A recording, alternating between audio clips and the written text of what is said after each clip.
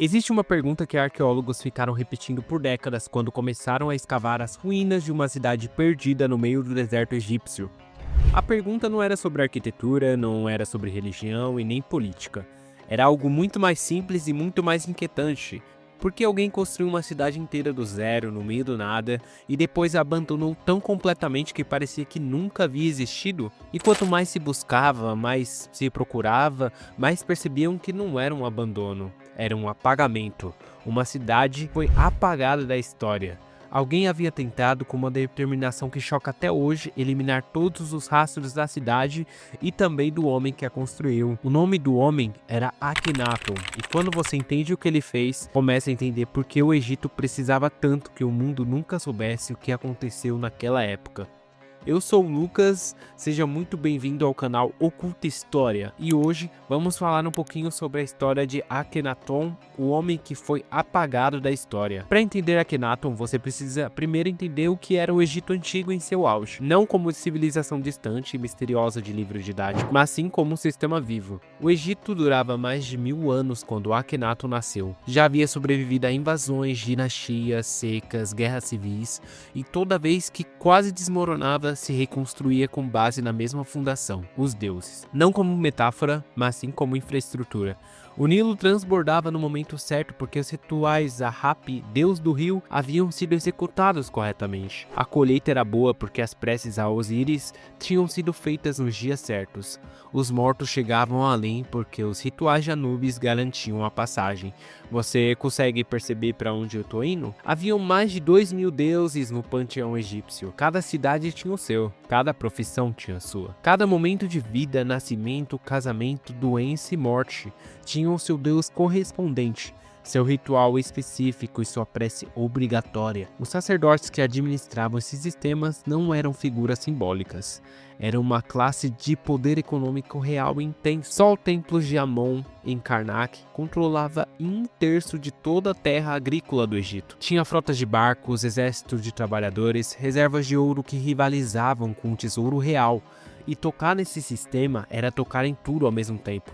Religião, economia, política, psicologia coletiva.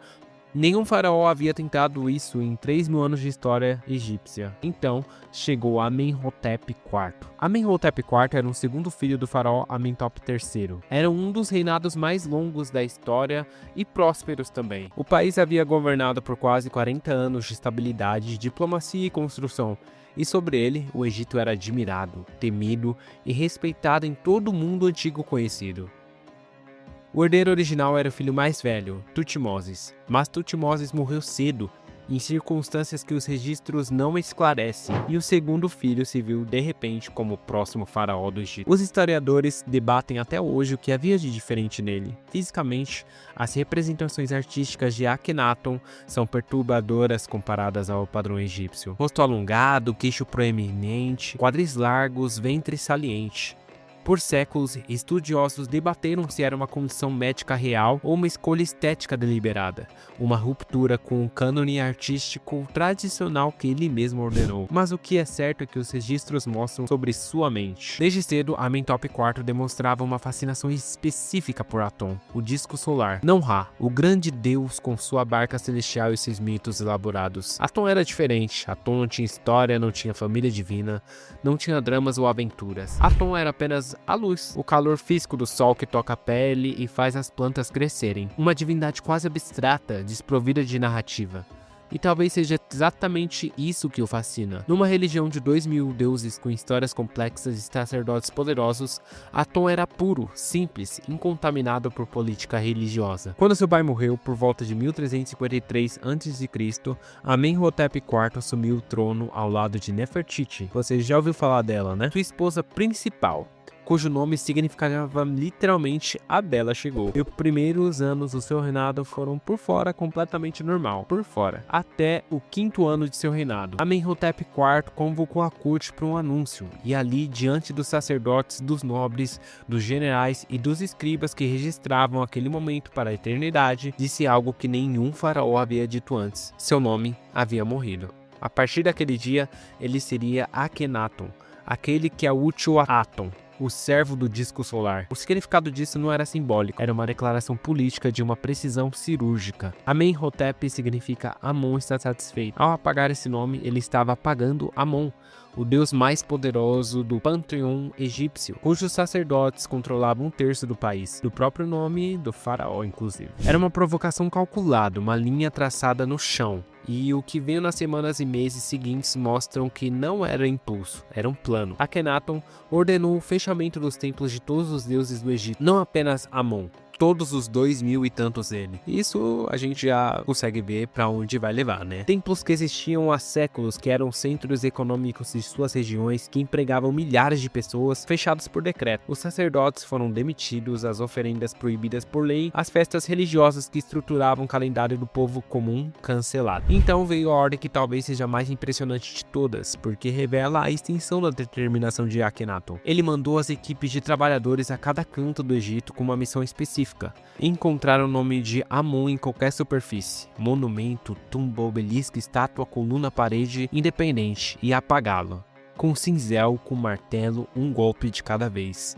Trabalhadores escalando andaimes em templos construídos séculos antes, trabalhando em silêncio, apagando o nome de um deus de pedra que havia sido cravado para durar para sempre. Em alguns monumentos apagaram o nome do próprio pai de Akhenaton porque continham a palavra de Amon. Amenhotep III, o grande faraó, teve seu nome oficial mutilado pelo próprio filho. Akhenaton não estava apenas proibindo uma religião, ele estava tentando apagar o passado. Mas o mais extraordinário ainda estava por vir. Akhenaton não estava satisfeito em reformar o Egito existente, ele queria recomeçar do zero. Escolheu um lugar no meio do deserto, a meio caminho entre Mênfis e Tebas, um lugar que não pertencia a nenhum deus, que não carregava nenhuma memória religiosa e que era literalmente uma terra virgem. E ali, com uma velocidade que ainda impressiona os arqueólogos, construiu uma cidade inteira, Akhetaton, o horizonte de Aton. Hoje conhecemos esse lugar como Amarna, e as escavações que começaram no século XIX e continuam até hoje revelam algo fascinante. Era uma cidade planejada com sofisticação impressionante, ruas largas, palácios, templos a Aton abertos ao céu, sem teto para que a luz solar entrasse diretamente. Residências para funcionários de todos os níveis, um complexo real onde Akhenaton, Nefertiti e suas filhas viviam. E Akhenaton declarou que Akhetaton era o centro do universo, que Aton havia escolhido aquele lugar, que o governo do Egito seria conduzido dali para sempre. Transferiu a corte, transferiu a administração, transferiu tudo, gente. E então fez algo que nenhum faraó havia antes feito. Declarou que era o único intermédio entre Aton e a humanidade. Não havia mais sacerdotes, não havia mais rituais complexos. Não havia mais hierarquia religiosa entre o humano e o divino. Havia apenas Akhenaton. E se você quiser alcançar Aton, precisava passar por ele. O poder que havia sido dividido por milênios entre faraós e sacerdotes estava, pela primeira vez, inclusive, completamente centralizado numa única pessoa. Quando você entende isso, começa a entender que talvez a revolução religiosa de Akhenaton não fosse apenas sobre teologia, era também sobre poder. E aqui chegamos às cartas que ninguém deveria ter visto. Em 1887, uma camponesa egípcia que escavava adubo nas ruínas de Amarna encontrou acidentalmente um conjunto de tábuas de argilas cobertas de marcas estranhas. Eram as cartas de Amarna, correspondentes diplomáticos do reinado de Akhenaton, preservadas por acidente no deserto por mais de 3.000 anos, e o que elas revelavam era perturbador. Enquanto Akhenaton construía sua utopia religiosa em Akhetaton, o Império Egípcio estava se desfazendo nas bordas. Governadores de territórios sob controle egípcio mandavam carta após carta para a capital, pedindo tropas, pedindo ouro, pedindo, na verdade, qualquer coisa. Uma delas diz, em tradução aproximada: "O rei, meu senhor, não respondeu nada do que escrevi. Minha situação é de grande perigo", fecha aspas. Já outra: "Não há arqueiros aqui. As terras do rei estão sendo tomadas." Outra, de um governador chamado Ribhada, que enviou mais de 60 cartas ao longo de anos implorando por ajuda. "Se não vier socorro neste ano, minha cidade está perdida, e eu estou morto." Akhenaton não respondia. ou quando respondia mandava quantidades irrisórias de ouros e promessas vagas. O homem que havia tomado sobre si o papel de único intermédio entre Deus e a humanidade parecia ter perdido o interesse na parte humana da equação. Enquanto isso, o povo comum do Egito vivia um tipo específico de terror que nenhum documento registra formalmente, mas que podemos deduzir com precisão. Imagine que você nasceu numa cultura onde os rituais funerários são a coisa mais importante que existe, onde a passagem para o além depende de preces específicas, de oferendas corretas, de nomes sagrados pronunciados sobre o corpo do seu morto. Agora imagine que tudo isso foi proibido, que os deuses que protegiam seus mortos foram declarados inexistentes por decreto, que seu filho, enterrado no ano passado com todos os rituais de Osíris, está agora, segundo o novo governo, sem proteção no além. Isso era muito importante para o povo da época. E não era uma opressão política, era para aquelas pessoas condenação eterna. Akhenaton morreu por volta de 1336 a.C., no 17º ano de seu reinado. As circunstâncias são desconhecidas, os registros foram destruídos depois. O que sabemos é o que veio após sua morte. Foi uma das operações de apagamento histórico mais sistemáticas e completas que a humanidade já produziu. Tutankhamon, provavelmente seu filho ou sobrinho que assumiu o trono ainda criança com o nome original de Tutankhaton e rapidamente o trocou para honrar Amon, foi utilizada pelos sacerdotes sobreviventes como instrumento de reversão. Os templos foram reabertos, os deuses restaurados, os sacerdotes reconduzidos aos seus cargos. Akhenaton foi abandonada, depois sistematicamente demolida, suas pedras retiradas e reaproveitadas em construções em outras cidades. Seu nome removido de todo o registro oficial. Então começou o verdadeiro trabalho. As mesmas equipes de trabalhadores que Akhenaton havia enviado para apagar o nome de Amon foram, com ironia, que a história raramente supera, enviadas para apagar o nome de Akhenaton. De todas as listas de faraó, seu nome foi removido. De todos os monumentos, seu rosto foi apagado. De todos os registros, sua história foi eliminada. Os faraós seguintes o chamavam apenas de o criminoso de Akhenaton, nos raros documentos em que precisavam mencioná-lo. Por mais de 3.000 anos, Akhenaton foi um fantasma, uma lacuna, uma anomalia que a história oficial do Egito havia conseguido quase completamente eliminar. Quando os arqueólogos do século XIX começavam a escavar Amarna, encontraram fragmentos de um mundo que havia sido destruído com uma determinação extraordinária. E quanto mais encontravam, mais percebia a ironia central da história de Akhenaton. O homem que havia tentado apagar 2.000 deuses foi apagado por eles com precisamente as mesmas ferramentas que ele havia usado. Mas aqui está o detalhe que me fascina e que os livros raramente mencionam.